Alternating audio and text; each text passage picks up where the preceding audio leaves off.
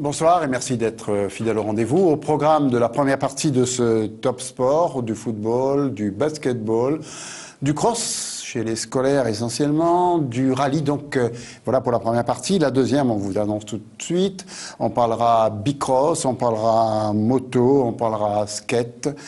Et on parlera de bien des choses encore, du grand raid peut-être. Bref, les appels, c'est au 0262 566 deux fois. Et nous allons débuter tout de suite par la présentation des invités. Pierre-Henri Prémont, bonsoir. Bonsoir. Olivier Bardeur, ce sont des habitués, Paul Ravaille également. Bonsoir. Et Jean-Jacques Charolais qui va nous parler de football. On commence donc par le championnat de la Réunion de football. On a face à face deux clubs qui vont monter en première division. Le club de la Possession, pratiquement dirigé par Paul Ravaille maintenant, et celui du SDEFA, dont le vice-président est Pierre-Henri Prémont. Je vous en supplie, Pierre-Henri Prémont, arrêtez de nous dire qu'il faut attendre la dernière journée pour monter. Giroud l'a déjà fait il y a X années et ça a été d'un ridicule assez sérieux. Donc, SDEFA, on continuera à le faire quand même, le SDEFA. On continuera d'être ridicule. SDEFA va monter, la Possession va monter, voilà ce qu'on sait. Ce qu'on sait également, c'est que la Possession connaissait, ou du moins a failli connaître quelques déboires sur le plan administratif. Est-ce que c'est réglé ? Oui, c'est réglé. C'était effectivement une situation délicate qui a existé entre les éducateurs, une incompréhension générale effectivement, et tout est rentré dans l'ordre ces derniers temps. Donc je rassure les quelques chacals qui attendent simplement qu'on perde sur tapis vert. On dit un chacal et des quoi ? Chaco. Une fois quelqu'un disait, je veux commander un chacal, ou plutôt deux chacals. Alors il a dit, je veux commander un chacal, il est passé une commande, puis il dit, pendant que vous y êtes, mettez-moi un autre. Voilà, comme ça on n'a pas su. Non, mais je crois qu'on ne dit pas des chacos quand même. D'accord. Je veux te dire. Donc il y a eu ces petits problèmes internes et maintenant tout est réglé. Donc je réponds simplement à toutes les personnes qui attendent effectivement qu'on fasse un faux pas administratif. Je crois qu'on fera tranquillement, on finira la saison et je pense que l'équipe de Jean-Max Réport montera. Non, vous n'avez plus de président, vous n'avez plus de résultat non plus, puisque le SDEFA vous a battu sur votre terrain. C'est assez étonnant. Oui, je n'assiste pas au match de l'équipe de première, donc je ne peux pas me prononcer là-dessus, bien entendu. Sinon, je ne manquerai pas à vous donner mon avis. D'accord. Votre avis, vous pouvez le donner, parce qu'on va vous montrer les images de ce match, SDEFA, et après on viendra vers la première division. SDEFA Possession, ou du moins Possession SDEFA. Commentaire Pierre-Henri Prémont. Oui. Oui, alors ce match du SDEFA contre la Possession n'a pas attiré vraiment la grande foule. N'a pas attiré la grande foule. C'est vrai que, comme disait Paul Ravaille, la Possession sur l'ensemble de sa saison mérite amplement de monter.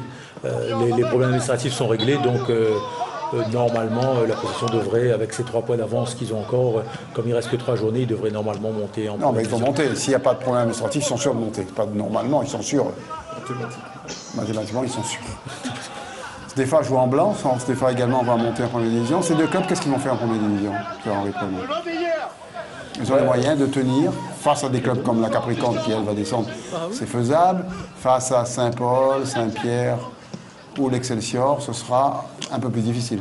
Enfin, on n'y est pas encore, mais pour l'instant, nous, si par hasard on arrivait à monter à l'étage supérieur, on continuera dans la même lignée qu'on est avec la formation des jeunes. On fera confiance déjà aux joueurs qui ont composé cette équipe pour monter. Et puis, avec l'apport des jeunes de chez nous, peut-être 1 ou 2 recrues, mais pas plus que ça. On restera exactement dans la même politique qu'on a eue depuis de nombreuses années. La mairie va vous aider ? On verra, ils nous ont dit de faire nos preuves, donc les preuves sont faites. On verra quand on les rencontrera. Mais jusqu'à maintenant, on remercie M. Gilles Bernet qui nous a toujours donné un coup de main pour toute la saison. Voilà, vous avez des remerciements à faire pour le Ravaille ? Non, aucun. Moi, j'attends la fin de saison tranquillement, que tout se passe bien dans ce club, effectivement. Voilà pour la deuxième division. Maintenant, ils appellent, je ne sais pas comment, DHR. Deuxième division, 2 clubs qui vont monter. Un club qui va descendre, c'est la Capricorne, avec la Tamponnaise, bien sûr. Donc, une division où on ne sait pas qui va être champion. Jean-Jacques Charolais, où vous êtes pris les pieds dans le tapis à 3 journées de la fin, c'est embêtant. Oui, on a juste utilisé notre joker. On avait 2 points d'avance, on n'a plus. On a remis Saint-Pierre aussi en course, parce que Saint-Pierre n'est qu'à 3 points. Oui, mais enfin, l'Excelsior n'a pas remis Saint-Pierre. L'Excelsior et nous maintenant devant. Ça va se jouer d'après le règlement, étant donné le goal average particulier qui prime, on est équivalent. Si ça ne change pas d'ici là. Avec la Ligue, tout est possible. En espérant, parce que sinon c'est le goal average général. Et là, on a plus 1. Oui. Donc ça va se jouer vraiment sur les 2 dernières journées, sachant que nous, on se déplace 2 fois, donc à Saint-Louis et à Bras-Fusil, et eux reçoivent Sainte-Marie, qui a fait trébucher la Saint-Pyroise quand même. Oui, donc tout est possible. Hein. Donc c'est une équipe qui, c'est sûr, jouera le jeu. Et à la dernière journée, l'Excelsior jouera donc la Saint-Louisienne. Et ça peut se jouer pour 1 ou 2 buts. Pas 1 ou 2 points, mais 1 ou 2 buts. 2 buts. Pour le championnat, pour le public, c'est plutôt pas mal. Il va y avoir quand même une intensité importante dans la mesure où si les 2 équipes gagnent l'avant-dernière journée, ça veut dire que ça se jouera vraiment à la dernière journée jusqu'à la dernière minute. Vous gagnez 5-0 ce jour-là, il faut gagner par 6 buts, vous avez un pénalty à la dernière seconde. On accuse qui là, l'arbitre, le tireur de pénalty qui va rater son pénalty ou qui d'autre? Le gardien qui va l'arrêter. Voilà. Mais si c'est Botta en face, c'est le goal de Saint-Louis, ça. Oui, mais lui, il sait arrêter les pénaltys, donc on lui fait confiance. D'accord. Pierre-Henri Prémont, cette fin de championnat vous paraît comment? Puisque là, il y a Excelsior, après on viendra vers la Coupe, Excelsior, Saint-Paul. De cœur, moi, comme j'ai joué à Saint-Pauloise, moi je suis plutôt pour la Saint-Pauloise, mais ça va être difficile parce qu'il faut se dire quand même que l'Excelsior, les deux dernières journées, ils reçoivent chez eux. Et puis, vu les derniers matchs qu'ils ont fait, ils sont vraiment au top en ce moment. Ils vont jouer à Oport samedi soir. Ouais. Là, avec la Coupe de la Réunion emmagasinée, ils ont là en plus une confiance tellement que c'est une très grosse équipe. Paul Ravaille vient de dire à Pierre-Henri Prémont que c'est très important, comme vous dites, de recevoir chez soi. C'est très important, oui, c'est très important. Paul Ravaille. Vous savez qu'il nous a battus au match aller chez nous et on les a battus chez eux. Voilà. Donc quand vous vous déplacez à l'extérieur aussi, c'est la même topo. Hein. Alors pour les 2 premiers, c'est ça. Maintenant, il y a également la Coupe. Et la Coupe, on retrouve les mêmes. On retrouve les mêmes. Encore Excelsior sur notre route. Oui. Décidément, cette année, on se sera croisés plusieurs fois. Et ça sera notre principal rival. Pour l'instant, ils ont gagné quand même une manche sur 3. Une revanche se présente à nous, mais ça va être compliqué quand même. Quels sont vos problèmes actuels? Vous n'avez plus d'entraîneur, l'entraîneur est revenu, il vient au match, il ne vient pas au match? Il a purgé sa suspension d'1 mois, il était sur le banc hier. Tout simplement, c'était une suspension. Mais il avait le droit d'être dans les tribunes le jour de la finale de la Coupe de la Réunion. Il n'a pas voulu, c'est son choix. Voilà. Maintenant, il voulait pas. Comme Brazolofo qui a raté plein de buts hier, c'est son choix aussi? C'est pas comparable. D'accord. Là, vous perdez un petit peu, à mon avis. Non. Les deux choses sont pas comparables. Absolument pas comparables. Non. D'accord. Un entraîneur qui ne vient pas à un match ne peut pas être comparé à un avancement qui rate des buts. Je veux dire, c'est son choix. De rater des buts? Non, de ne pas venir au match. Ah, ben là, vous l'accusez. Voilà, absolument. Voilà donc pour l'équipe de Saint-Paul. Pour les descentes, on connaît Capricorne, donc les autres matchs, c'est que des matchs amicaux, là, à part les matchs de Saint-Paul et de l'Excelsior. Pour le maintien, il y aura un match capital ce week-end quand même. Lequel? Capricorne, USB. Si Capricorne gagne, ils reviennent dans le... Il rattrape l'USB. Donc tout est faisable. Le Capricorne n'est pas encore... mais pour moi, ça va se jouer entre ces deux équipes. L'USB vient de gagner. Contre Saint-Louis. Ils sont requinqués depuis qu'ils ont viré des bouillons. Mais après, ils parlent de fusion aussi. Ils parlent de fusion entre Fusil et USB. Il serait temps. Bien sûr. Une équipe, c'est largement suffisant. Il faut qu'on trouve une clé pour Saint-Benoît, une clé USB de préférence. Olivier Bardeur, voilà, on a parlé de foot. Qu'est-ce que vous pensez de tous ces personnages qui vous racontent bien, c'est des bons meneurs, on va dire. Oui. Il y a un gars qui monte en première division, un autre qui monte en première division, un qui peut être champion et également gagner la Coupe de France. C'est motivant pour nous, ça veut dire que voilà, il y a des gens qui réussissent. C'est tellement, il doit avoir beaucoup de boulot derrière. Voilà. Encore une dernière question, Jean-Jacques Charolais. La Coupe de France, c'est quand? Alors, il paraît que ce n'est pas confirmé. Ça serait le 1er, nous, on jouerait, j'ai bien conditionnel, le 1er novembre au Stade de l'Est. Le lendemain. Stade de l'Est. C'est l'autre équipe. D'ailleurs, le Stade de l'Est n'est pas trop loin du cimetière. Oui, 1er novembre sera la fête en tout cas. Puisque pour les deux équipes. Pour les deux équipes. Forcément. Expliquez-moi pourquoi. Et l'autre match se jouerait le 2 entre Saint-Louis et Saint-Pierre. Pourquoi ce serait la fête pour les deux équipes? Parce qu'il y a une équipe qui va remporter la Coupe et l'autre qui va mourir. Donc c'est la fête des morts, donc c'est bon. C'est obligé. Voilà. On a un appel. Bonsoir. Bonsoir. Bonsoir. C'est Salvador de Saint-Denis. Adamo? Salvador. Non, pas Adamo. D'accord. Je suis pas belge. Adamo Salvatore. Oui. Je vous écoute. Oui, j'ai une petite question pour Monsieur Charolais. Oui, Henri. Est-ce qu'il estime que la saison de Saint-Paul sera gâchée s'il n'y a aucun trophée au bout de l'année? Et est-ce que ça remet automatiquement le parcours de Monsieur Dafreville en question? Vu qu'aujourd'hui, on regarde, on tend vers le zéro pointé, quoi. C'est vrai, déjà, bonsoir. En début d'année, personne ne nous attendait. Notre saison, en temps normal, elle est réussie. Parce qu'il ne faut pas oublier qu'encore quelques années, quand la Saint-Pauloise finissait 6e, on ouvrait le champagne. Maintenant, on était au bout, on était sur le point de faire le triplé, ce qui aurait été historique. On a perdu un trophée, il nous en reste 2, mais il ne faut pas croire qu'on va lâcher. On va s'accrocher pour essayer d'en accrocher un sans jeu de mots. Ça vous convient? D'accord, mais si je peux encore poser une question. Oui, il a demandé, vous avez demandé également si la situation de Dafreville, si elle était... Ah ben de toute façon, Christian, la Saint-Pauloise, c'est son club, il est ancré dans ce club. Moi, j'y serai plus, donc la décision n'appartiendra pas à moi.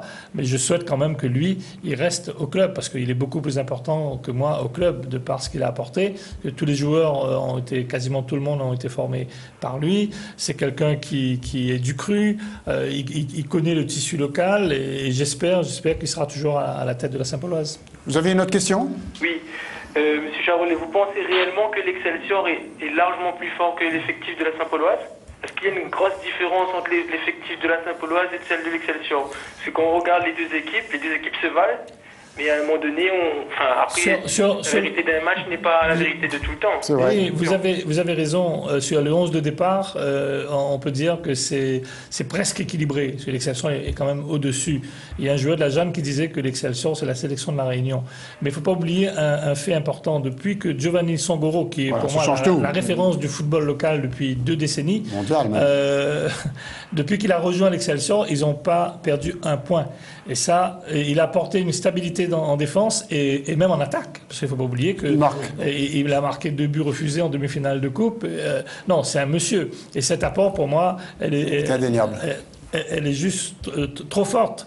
Et c'est une équipe maintenant qui a trouvé son rythme, qui sera très, très, très difficile à battre. Oui, c'est vrai ce que vous dites sur Songoro, il est incomparable. En tout cas, et l'homme et le footballeur, qu'on le veuille ou pas, il y en a qui en prenaient ombrage au tampon, en particulier en Rio, là, mais Songoro est incomparable. Non, la disparition du tampon, quelque part, si on va par là, fausser le championnat. Peut-être, on a un autre appel, bonsoir. Oui, bonsoir. Oui, je vous écoute.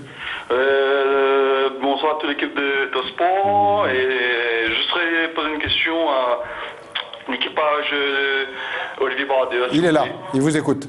Bonsoir. Alors, c'est pour savoir, je suis depuis quelques années, et c'est pour savoir comment il évolue avec la Clio et s'il y a encore des progrès à faire avec la Clio. On va voir des images dans un instant, mais là on vous écoute, Olivier. C'est sûr qu'on évolue au fil des spéciales, au fil des rallyes. Mais il y a encore des progrès, c'est indéniable, qu'il faut encore cravacher, il y a encore beaucoup de boulot. La saison n'est pas encore finie, il reste un rallye, c'est vrai, mais on va finir par y arriver, on va dire. Ça vous convient? Non, elle n'est pas encore terminée. Pour le prochain rallye, quel classement il compte bien terminer pour le prochain rallye? Nous, on a toujours dans l'état d'esprit de venir pour essayer de faire un top 5, voire mieux. Bon, après, tout dépend des aléas de la course, tout dépend la mécanique, si ça tient comme il faut, les conditions climatiques. Ça dépend de beaucoup de choses. La performance avant tout, bien sûr. Mais bon, on y va tout le temps pour essayer de faire un super truc. Mais... Le prochain rallye, c'est quand, Olivier? C'est le 14, 15 et 16 novembre. Donc on vous retrouve à ce moment-là, parce que vous êtes nos consultants officiels maintenant. Et on va avoir un autre appel et puis on va passer les images de rallye. Bonsoir. Bonsoir. Oui, c'est pour poser une question à M. Charolais. Allez-y, c'est la vedette, Charolais. Je suis supporter de la Excelsior. Oui. Et on dit souvent que si l'Excelsior en est là en ce moment, c'est grâce aux anciens joueurs de tampon. Mais moi, je voudrais savoir quel joueur dans l'effectif de Saint-Paul est originaire de Saint-Paul. Je vais vous répondre. Ben, écoutez, nous, pour vous répondre, hein, après maintenant, c'est une chance et une aubaine pour l'Excelsior de pouvoir avoir ces anciens joueurs de la tamponnaise. Ça, c'est une très bonne chose pour l'Excelsior, c'est pas une critique. Mais nous, on a juste été champion en 2011 avec 11 gars du cru sur 14 sur la feuille de match. Au jour d'aujourd'hui, des gars comme Edmond, Siala-Samba, Pelops, Nacio, Achelous, Hubert, enfin, je peux encore en citer, là, j'ai pas tous les noms en tête. Ce sont des gars qui ont été formés à Saint-Paul. Après, la discussion, elle est inutile et elle est vaine. Parce que avoir des joueurs de la tamponnaise dans son équipe, moi, j'aimerais bien, sauf que j'en ai pas les moyens. Voilà. Vous pensez comme ça, c'est bien. Mais la population saint-pauloise, quand on voit sur les réseaux sociaux, ne réagit pas comme vous. Ah ben, si on doit se baser sur les réseaux sociaux, on ne ferait plus rien. Maintenant que les gens viennent... Le club appartient à tout le monde. Pourquoi est-ce que les gens ne viennent pas parler en Assemblée Générale, ils peuvent venir en parler. Les réseaux sociaux... On pense comme ça, mais après la défaite en finale de la Coupe de la Réunion, on a entendu oui, c'est pas l'Excelsior qui a gagné, c'est l'USST.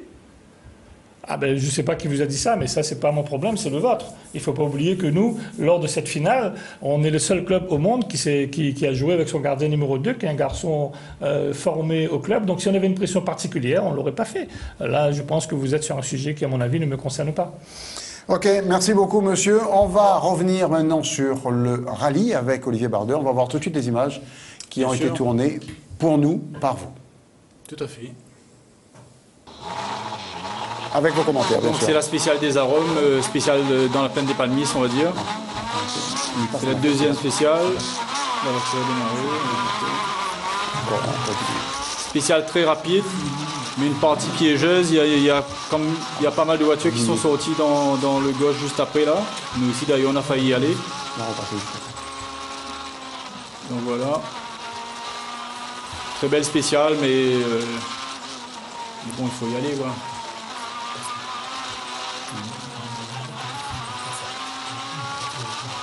Sinon on a eu du beau temps, sauf dans la spéciale de Frémico avec beaucoup de brouillard. Il fallait avoir un œil de lynx, on va dire, pour pouvoir voir la route.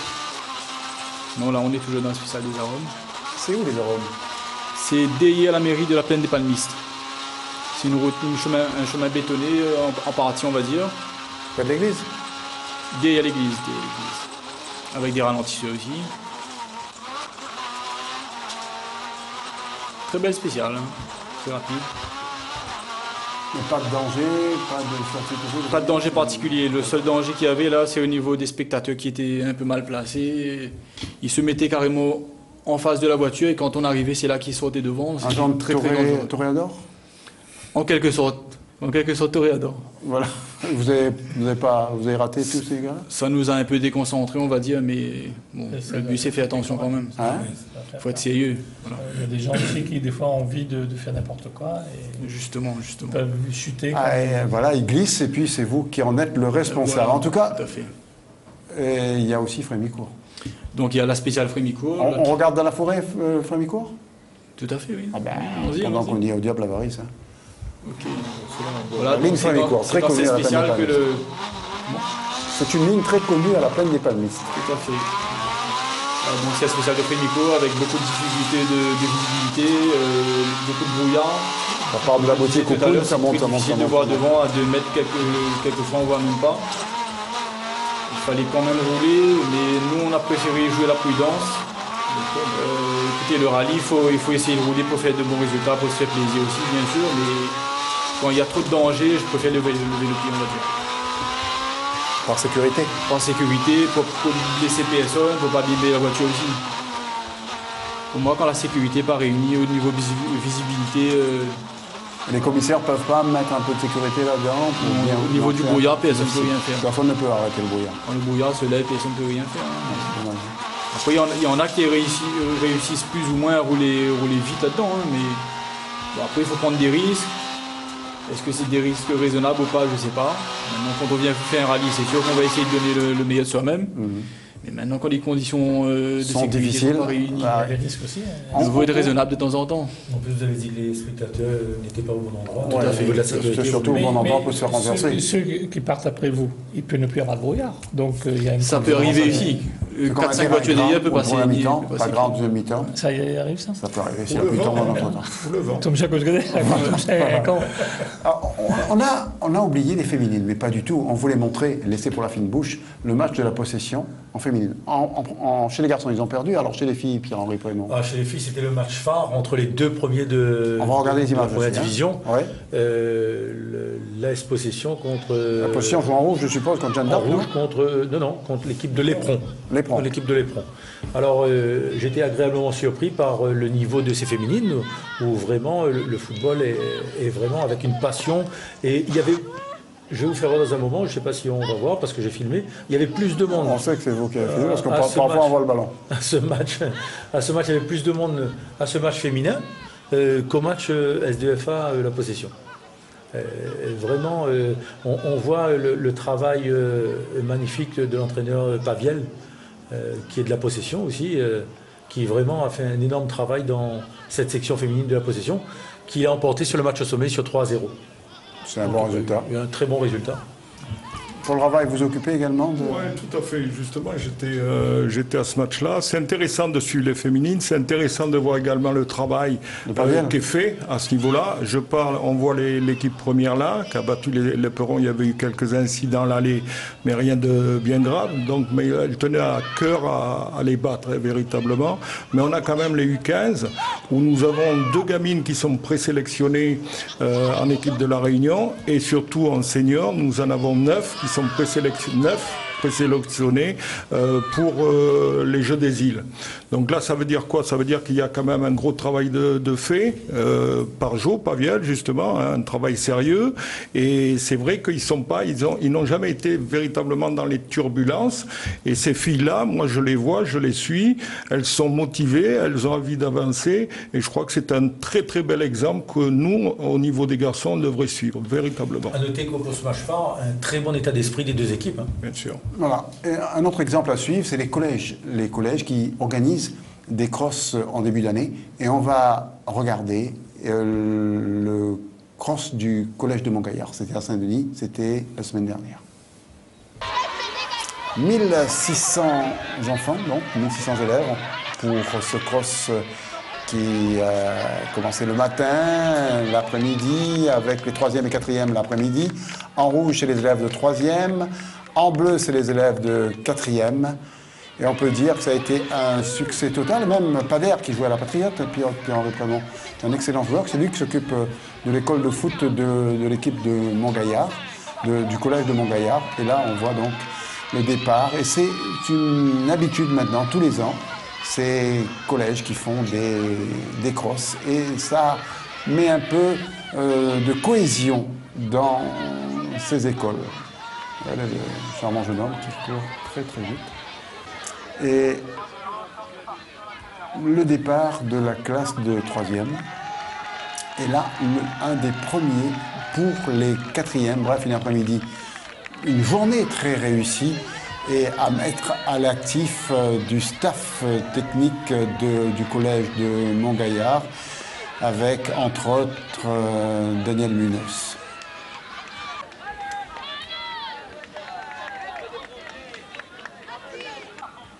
Pas évident de faire courir tous ces jeunes pendant pratiquement toute une journée. On a vu des enseignants qui ont dû faire 3-4 courses pour encourager les jeunes.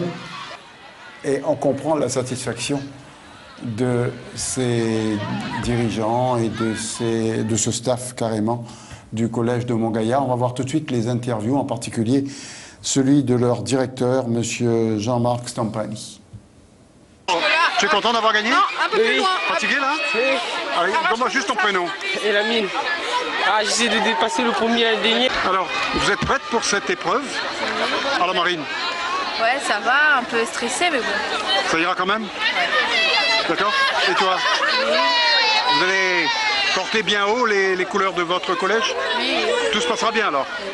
Vive Montgaillard? Oui. Ouais. Vive Montgaillard! Ouais. L'eau! Ouais, vive Montgaillard! Ouais. Champion pour toi! Alors mesdames, Edouin et Billy, on dit que vous êtes les têtes pensantes de cette course. Pas du tout, il y a toute une équipe derrière. On est 9. 9 profs de PS organisés ce cross. Là. Ça se passe plutôt bien, semble-t-il. Oui, très bien. Il y a une course qui regroupe plus de 1300 élèves le matin et l'après-midi, avec aussi participation des écoles primaires. Vous n'êtes pas loin du record? Ah oui, c'est un record de participation. Mais aussi, c'est grâce également à tous nos autres collègues qu'on est capable aussi d'organiser un cross comme ça. Sans eux, on ne pourrait pas. Et dans le reste de l'année, on retrouve cet esprit de solidarité? Oui, ça reste un établissement où l'esprit de solidarité est présent, effectivement. C'est peut-être également parce que c'est un établissement éclair et voilà, on a besoin de cette solidarité pour avancer et elle fonctionne bien. Et puis, il faut savoir que le cross c'est un moment important dans la vie d'un collégien. Tout le monde se souvient de son cross du collège. Et là, il y a beaucoup de vive participation, donc on est content. 1200 élèves à gérer en cette journée de cross. On peut dire que le collège de Montgaillard peut avoir un maillot jaune dans ce domaine. En termes d'effectifs, effectivement, ça représente une masse importante, mais c'est une action qui est très forte dans la mesure où ça permet aussi bien aux élèves du collège, mais également aux élèves des écoles du secteur de participer à cette course. Cette course, c'est un peu le symbole de la vitalité de votre collège? Entre autres, en tous les cas, ça renforce de manière significative le sentiment d'appartenance, puisque justement il y a les encouragements, les professeurs aussi bien de PS, mais les autres aussi participent à ce genre d'action, et donc ça renforce effectivement le lien et le rapport entre les élèves et le collège. Quand vous voyez l'évolution de ce collège, qui était peut-être décrié et qui maintenant est à son apogée ou presque, vous sentez fort? C'est surtout un travail d'équipe, quoi. Je veux dire, seul on peut rien, donc c'est un travail, je dirais, à la fois des parents, des élèves, des enseignants, et puis j'ose espérer un peu de la direction également qui implique, quoi. Maintenant, qu'est-ce qu'il vous reste à faire? Il nous reste à rentrer, je dirais, on a réussi le pari du quantitatif, il nous reste le pari du qualitatif, à savoir que le changement des pratiques nous permettra de franchir encore un palier, qui nous permettra de prendre en charge encore certains élèves qui sont en grande difficulté et pour lesquels nos réponses on apporte déjà des réponses, mais je crois qu'on peut encore franchir un palier. Et le deuxième chantier, je pense que c'est en matière d'évaluation, où je crois qu'il y a encore des efforts à trouver pour essayer de permettre une évaluation qui soit à la fois valorisante pour l'élève, qui ne lui permette pas d'abandonner. Le sport y contribuera? Le sport fait partie intégrante des activités et à ce titre-là, c'est un très bon vecteur. Voilà. En tout cas, on va prendre congé de nos premiers invités. Olivier Bardeux, un dernier petit mot? Oui, donc je tenais à remercier toute mon équipe pour le soutien. Très belle équipe, ils commencent à bien connaître la voiture au niveau mécanique. Et merci à mes partenaires, Likimoli et Millésime Piessoto. Voilà. Voilà, Olivier. Paul, on se retrouve. On va parler de quelqu'un que vous connaissez bien tout à l'heure quand on parlera de skate. On en reparle. Puis Henri restera avec nous. Jean-Jacques Charolais, allez vous mettre au vert, allez remercier, je sais pas, vous avez pas rendez-vous avec la Ligue cette semaine, non? Oui, je vais être certainement suspendu, mais bon, ça c'est pas grave. Vous êtes habitué? Je vais, moi, par contre, assister aux 3 derniers matchs dans les tribunes, ça c'est clair. D'accord. Là, vous pouvez pas être sur le même touche non plus. J'ai jamais été, mais bon, ça... D'accord. On va parler basket féminin avant de prendre congé de ces invités, de les remplacer par d'autres. On regarde tout de suite le match BCD et Glandoria.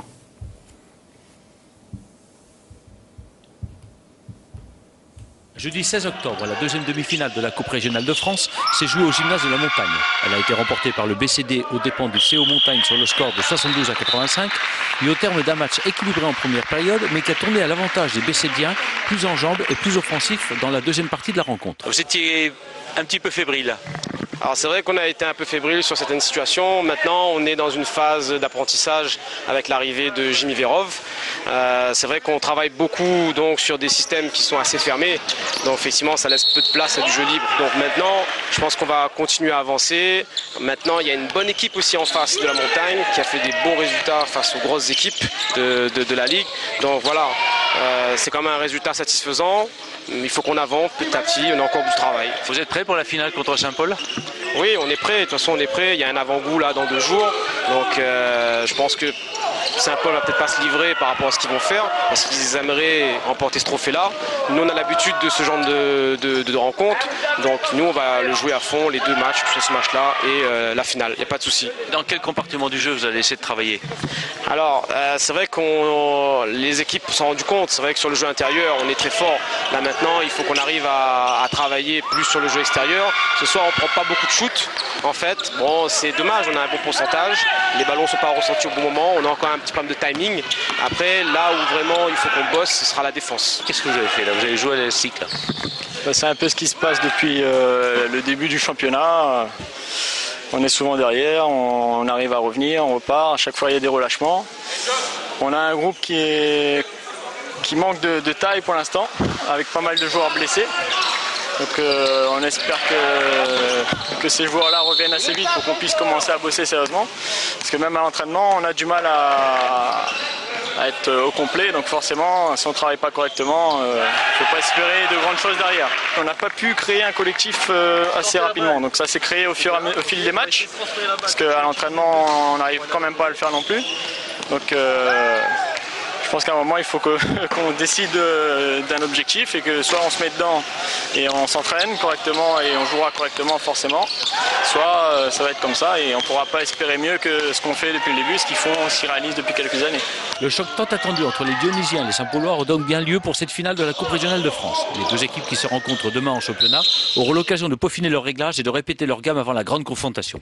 Alors, de nouveaux invités avec Guillaume Baïf qui va nous parler de moto, Rémi Merlot qui va faire le grand saut. Le grand saut, c'est tout simplement Réunion Paris, Paris-New York pour le marathon de New York. C'est un événement, c'est le plus beau marathon du monde, paraît-il. En tout cas, quelle chance que vous avez. Quelle chance également qu'a Anatole qui nous a gratifié d'un spectacle ô combien impressionnant, c'était la semaine dernière. Et nous étions là. Mais nous étions là également, parce qu'on va reparler de basket féminin dans un instant, mais on va parler tout de suite d'une compétition, ou du moins d'un événement qui aura lieu ce dimanche à la Pointe des Galets, au port, avec M. Mussard. Bonsoir. Bonsoir. Alors racontez-nous tout, qu'est-ce qui va se passer au port? C'est comme l'année dernière, les 6e foulées du port peut-être? Alors, l'USPG Athlétisme organise le dimanche 26 octobre. C'est-à-dire ce dimanche-là, c'est ça? La 6e édition du cross du parc Boisé. Donc c'est le parc de 17 hectares en plein cœur de la cité, entre le cœur Seignan et la ZAC 2. Donc c'est un cross au calendrier LRA. C'est le premier cross de la saison. Nous comptons sur les clubs pour être présents malgré le grand raid. Ce cross est ouvert à tous les licenciés FFA qui peuvent s'inscrire sur le site de sportpro.re jusqu'à vendredi soir minuit. Et les non-licenciés à partir de cadet, sur certificat médical avec une cotisation de 8 €, ils peuvent s'inscrire au club directement ou sur Sport Pro jusqu'à jeudi soir 20h. Donc l'USPGA, les vainqueurs de ce cross, ça devient un rendez-vous incontournable dans l'ouverture de la saison de cross. Ce sont David Dupuis, Xavier Bertrand, Samson Patrick. Nous comptons cette année encore sur leur présence pour dynamiser ce cross. Notez qu'il y aura la présence d'un stand du TCO pour tout ce qui est information sur le traitement des déchets. Donc pour les jeunes, les tout jeunes et les moins jeunes. Voilà. Donc l'USPGA sera heureux de vous accueillir le dimanche 26 octobre de 7h30 à 11h30 dans le parc du cross, le parc Boisé du Port. Écoutez, nous y serons, ça c'est sûr. Pierre-Henri Prémont sera notre caméraman officiel. Et nous aurons des images de ce cross la semaine prochaine avec vous peut-être comme invité. Et comme ça, vous allez nous reparler de ce cross, vous allez nous dire si le Grand Raid ne vous a pas trop fait ombrage, à moins que ce soit vous qui ayez fait ombrage au Grand Raid. Enfin, on verra. Non, peut-être pas, mais enfin, on verra, on ne sait jamais. Toujours est-il qu'on reparlera de tout ça. On revient sur le basketball féminin. Je disais, BCD Aiglon d'Orient, c'était samedi soir au gymnase de Moufia. Voilà, en rouge, bien sûr, les Aiglons, à moins qu'on les appelle les Aiglonnes, et un panier de Florence Castin. Et en vert, bien sûr, l'équipe du BCD, avec, entre autres, Mademoiselle Bon, qui est la sœur d'un des meilleurs escrimeurs réunionnais, Bon, et la fille d'une des meilleures handballeuses réunionnaises, Chimène Givran. Voilà donc comment se fait l'esprit familial en basket, en escrime, en handball. Nouveau panier donc pour Florence Castin pour les Aiglons d'Orient, mais cela n'a pas suffi car les Vertes étaient plus fortes et ont remporté ce match d'une dizaine de points. Les Aiglons, ou du moins les Aiglons, ont tout fait pour essayer de tenir. Pas facile, pas facile. En face, il y avait l'adresse. Et chez les Aiglons, il y avait, d'après Patrick Lacaille, leur entraîneur, la maladresse. Donc, facile de faire le décompte final. Mais c'était un beau derby dionysien et joué surtout dans un excellent état d'esprit, ce qui n'est pas négligeable par les temps qui courent. Toujours est-il que l'équipe du BCD s'affirme, d'autant plus qu'une nouvelle joueuse va faire son apparition chez les Verts, une joueuse qui a opéré à un bon niveau en métropole, et cela ne pourra que renforcer le niveau du basketball réunionnais. L'élimination se ferait là encore par le haut, ce qui n'est pas du tout négligeable. Donc victoire de l'équipe du BCD face aux Aiglons d'Orient. Une victoire bien plus difficile qu'on pourrait le croire, mais c'était comme ça. On va écouter tout de suite les réactions des coachs. Une victoire moins facile que prévu peut-être Non, c'était prévu, tu sais. Les Aiglons ont une belle équipe depuis le début de l'année, elles font un bon championnat, elles ont accroché le tampon, l'équipe phare de la poule, donc on savait que ça allait être un match dur, c'est un petit derby, mais les filles ont fait le travail, elles ont fait un bon match, et du coup on est récompensé, et je suis content des filles. Ouais, satisfait totalement. Satisfait totalement, oui et non, sur le fait que oui, il y a une victoire, mais il y a encore des choses à corriger, il y a encore beaucoup de travail, et voilà, sinon content de la victoire, parce que c'est vrai que c'est une belle équipe en face, et pour faire un beau match, il faut deux belles équipes, et là aujourd'hui c'est vrai que les Aiglons ont fait un bon match, mais on a été meilleurs je pense sur le match. Donc, une arrivée bientôt au club? Pardon? Il paraît qu'une... Oui, il y a une nouvelle arrivée, c'est Laura qui vient de Métropole, qui vient de signer, là, donc du coup elle va se mettre en route, elle va rejoindre l'équipe bientôt. Menace. Patrick Lacaille, à quoi attribuez-vous cette défaite? À la maladresse, hein. Le basket ça reste un jeu d'adresse. Ce soir on n'a pas été capable de mettre un shoot. Donc le score il est là, c'est un tout petit score, on a très bien défendu mais on n'a pas été capable de mettre un panier. Donc ça devient très difficile de gagner un match de basket quand on n'est pas capable de mettre le shoot. Voilà. Vous auriez pu faire mieux. Hein. Ah oui, beaucoup mieux, ouais. beaucoup mieux. J'en attendais beaucoup mieux de mes filles, mais bon ce soir ça veut pas. C'était pas le bon soir. Voilà. C'était pas le bonsoir pour sympathique Patrick Lacaille, quelle famille de basketteurs. Et on vient sur le motocross. Guillaume Baïf, vous êtes le grand vainqueur de la compétition d'hier? Oui, ça s'est relativement bien passé. Pour vous? Oui, exactement. Pour les autres, moins bien? Moins bien, je oui, pense ils n'ont pas gagné. Bon, pas forcément, pas bien parce qu'on n'a pas gagné, mais bon, j'ai vraiment, moi, ça s'est super bien passé. J'ai eu des très bonnes spéciales. Je suis tombé une fois, mais bon, je m'en suis sorti quand même. J'ai réussi à gagner cette spéciale-là. Bon, c'est un peu comme un rallye, c'est le résultat final qui compte. Voilà. Donc, avec presque 2 minutes d'avance, j'ai réussi à gagner. Donc, il était le favori, Pierre-Henri Prémont? C'était le vainqueur de l'année passée. Par contre, il a changé de moto. Apparemment, vous avez changé de moto et donc ça veut dire que c'est pas la moto qui est bonne, c'est lui. C'est lui qui est bon. Ah d'accord. C'est ce qu'il faut dire, quoi. Parce que en kart, il y a des mecs qui sont sur les meilleures cartes, ils gagnent, c'est logique. Là, vous changez de moto, vous prenez un vélo Solex et tout, c'est pareil. Oui, mais après ça dépend surtout des réglages qu'on fait. Et, moi, j'ai vraiment eu une facilité à m'habituer à la Husqvarna, que ça a super bien été. J'ai pas eu de soucis. C'est une très bonne moto. On va regarder les images. On vous laisse les commenter avec Pierre-Henri Prémont. Pas de souci. Débrouillez. Donc voilà, le parc fermé. C'était où? Au Colorado, sur le site du Colorado, dans les Hauts de Saint-Denis. Anatole a des questions peut-être, à moins que ce soit... Vous avez des questions, n'hésitez pas. Ils sont là.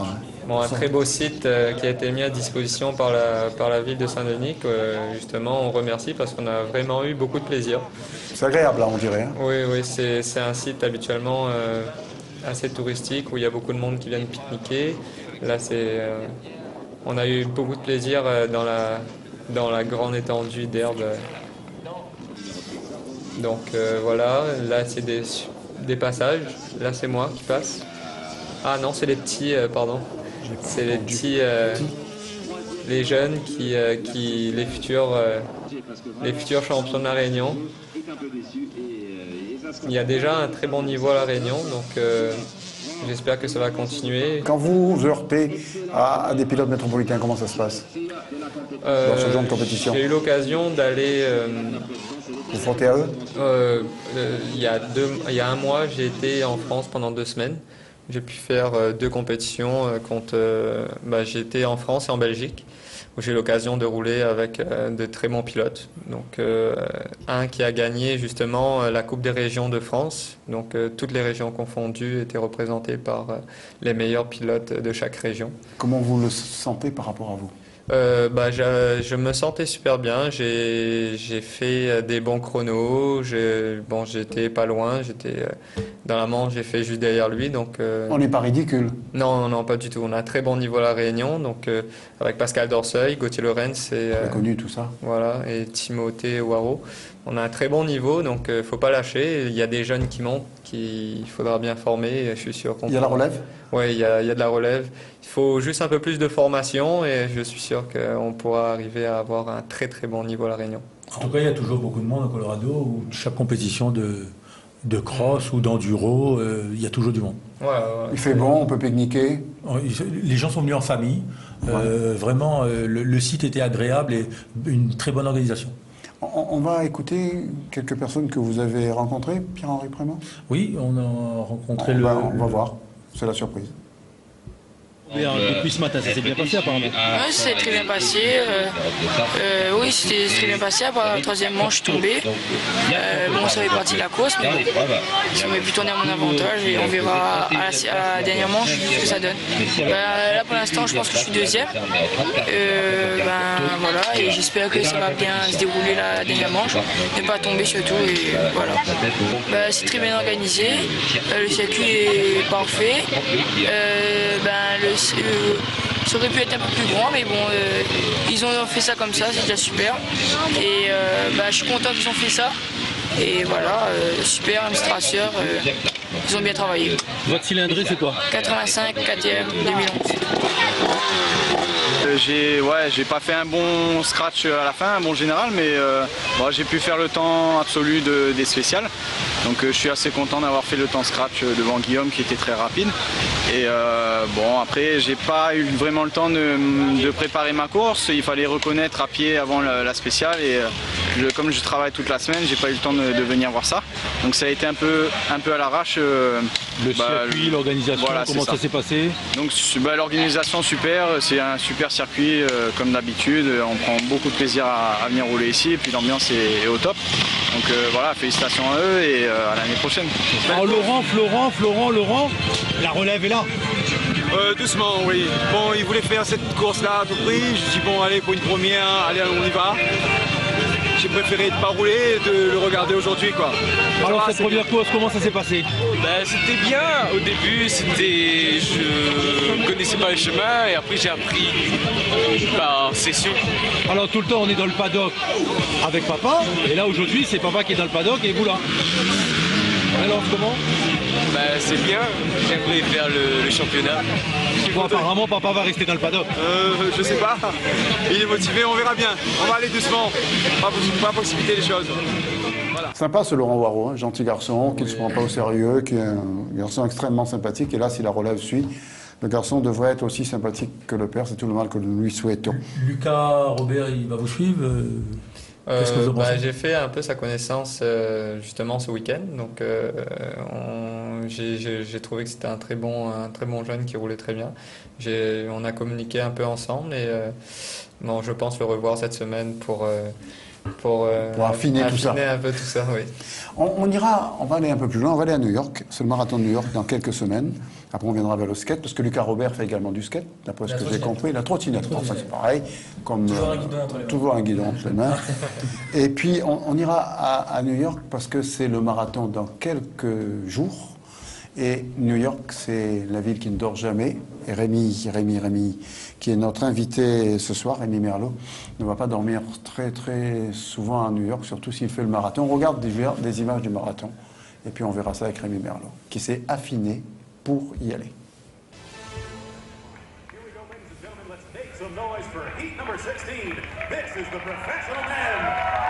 Le départ à chaque instant, je pense que ça dépend à quel rythme tu vas.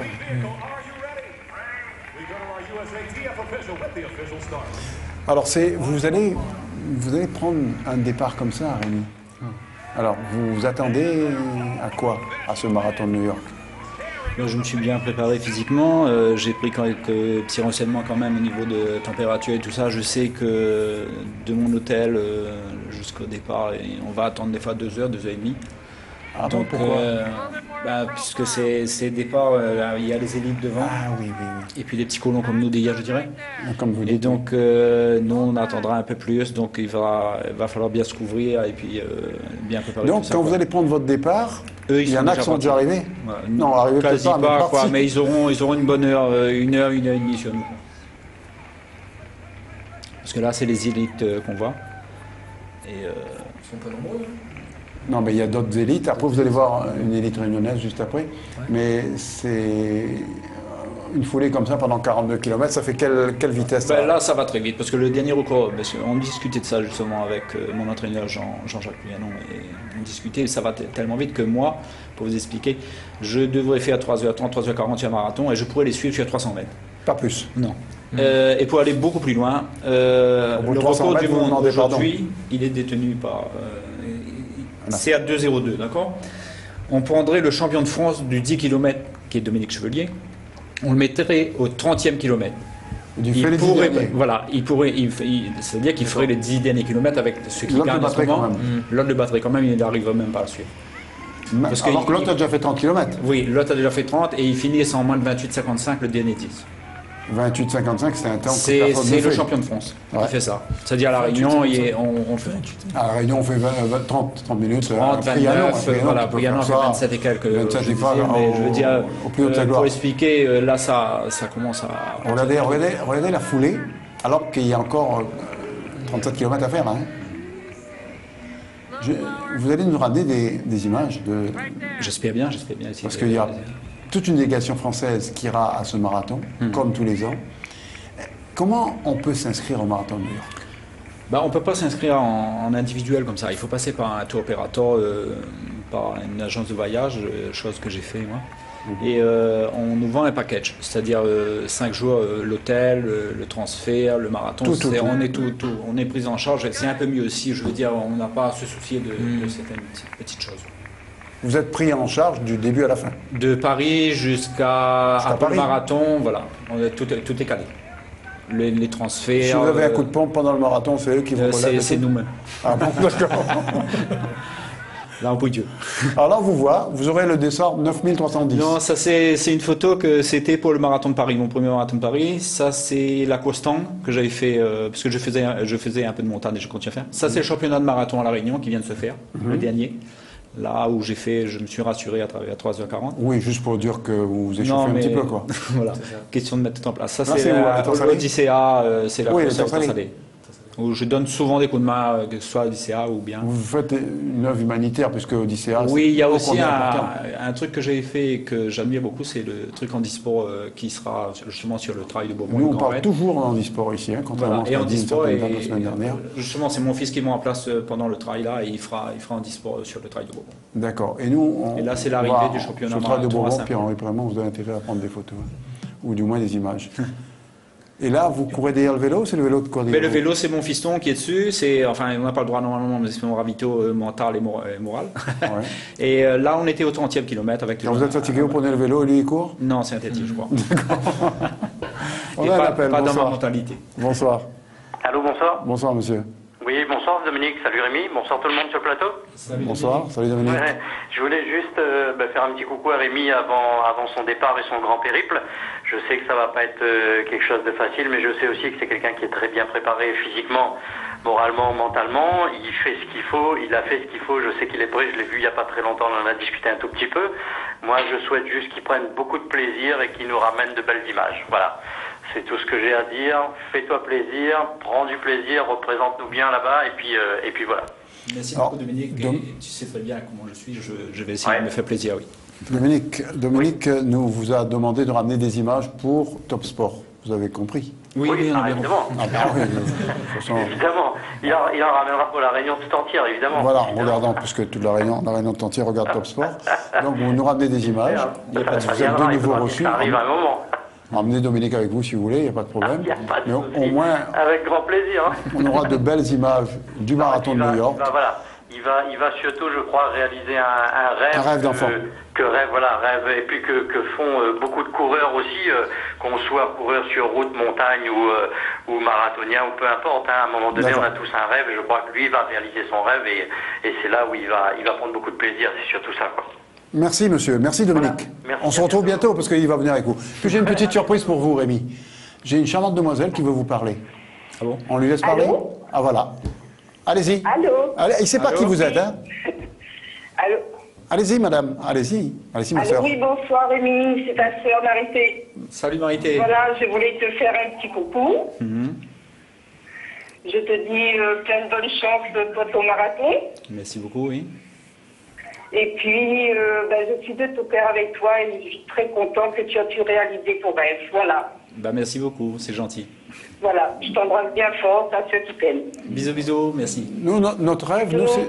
Au revoir Marité.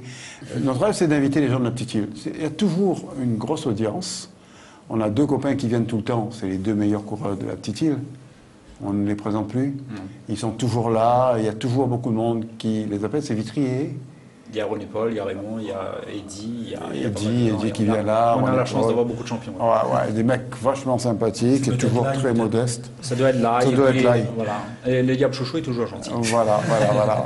Bon, voilà, donc on vous accompagnera sur ce marathon, peut-être qu'on viendra avec vous, on ne sait pas, on est en train de voir avec vos sponsors là. Ouais. Et puis on va changer de sport tout court, on va revenir vers Anatole qui a été le monsieur d'une journée de spectacle, c'était samedi dernier au skatepark. Je peux vous assurer que c'était extraordinaire. On regarde les images et puis on parlera avec vous, parce que vous allez, après cela, nous présenter le stage que vous allez faire cette semaine. C'est ça. Allez, on regarde les images. Je vous laisse les commenter. Ouais, très bien. Donc là, on est actuellement au Cratère, donc le skatepark de Saint-Denis, notre joli skatepark. Donc on peut apercevoir donc, David Duchemin en tant que speaker. Donc là, c'est mon ami Edoud So Good pendant la compétition. Là, c'est Anatole. Donc là, c'est moi-même. Très motivé, super content. Il y avait quoi Thomas en BMX, ouais, c'est clair. Le public a répondu. Le public était présent, il y avait vachement de monde. Ouais. Et puis les pros ont été géniaux, quoi.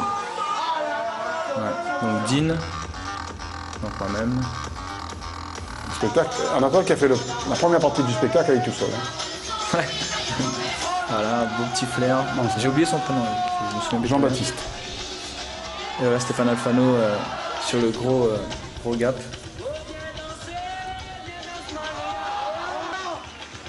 Mais le plus impressionnant, ça reste le BMX quand même. Ouais. Les trottinettes aussi. Les trottinettes, ouais, avec Charles Padel, il était pas mal aussi. Ouais. Yes.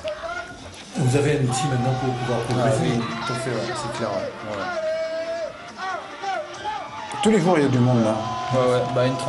J'y étais ce matin, donc pour le premier jour de mon stage vacances là. Parce que vous avez un stage vacances. Voilà, c'est ça. On en parle juste après, on regarde les images, sinon ça va déconcentrer. Il n'y a plus d'images, maintenant on peut parler. Premier jour de stage vacances, comme d'habitude d'ailleurs. C'est ça, ouais. Vous faites des stages vacances où plein de petits mamans ils viennent. C'est ça. Et quand ils en repartent, ils sont satisfaits. Ouais, ils sont contents. J'en ai la preuve. Généralement, ils reviennent. Oui. Ils reviennent. L'année d'après ou les vacances d'après. Comment ça se passe ces stages? Alors ce stage, ça se passe comment? Donc on fait d'initiation au skate, roller et trottinette. Comment ça se passe? Donc c'est à la semaine, c'est 1h30 par jour.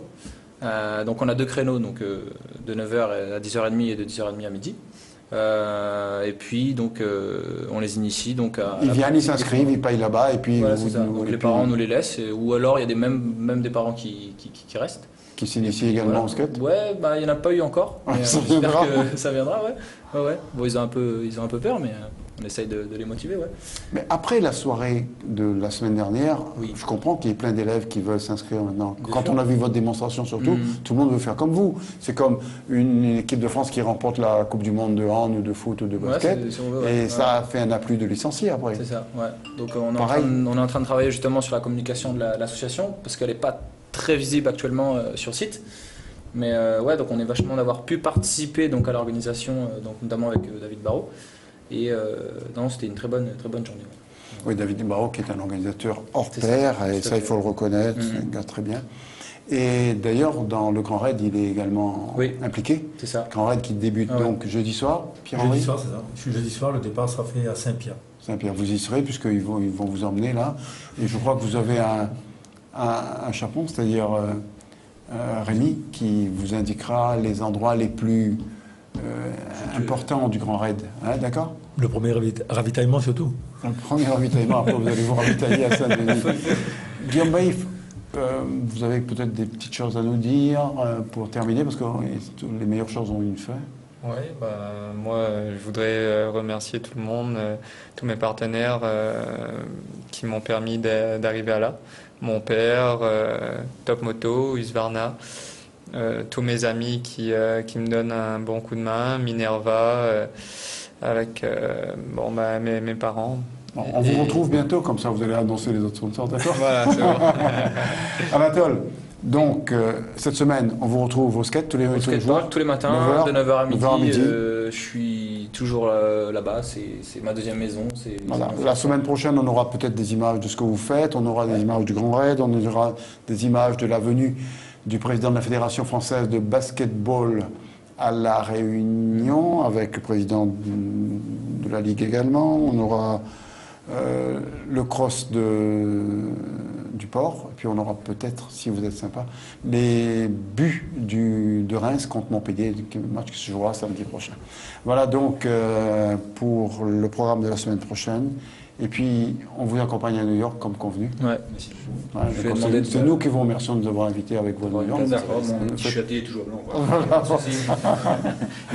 Donc, je suis d'inscrire plein de choses dessus. Si, un petit remerciement aussi à mes deux enfants qui me suivent, qui m'ont toujours suivi à travers ce sport, et puis à ma nouvelle compagne qui justement m'accompagne à New York. Et j'espère que ça va être un bon voyage. Vous partez en lune de miel là-bas? On va essayer de faire ça. D'accord. On vous retrouve au retour, hein? Oui, il n'y a pas de souci. La prochaine course, c'est quand? Pour moi, ça va être le 14 décembre, motocross. On vous retrouve donc toute la semaine. Pierre-Henri, vous savez ce qu'il vous reste à faire. Bonne semaine. Merci beaucoup de nous avoir écoutés. À bientôt.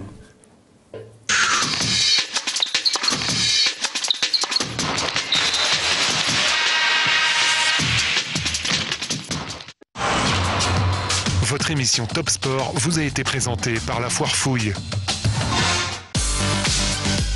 Top Sport vous a été présenté par Millésime Autoservice. SFR vous a présenté Top Sport.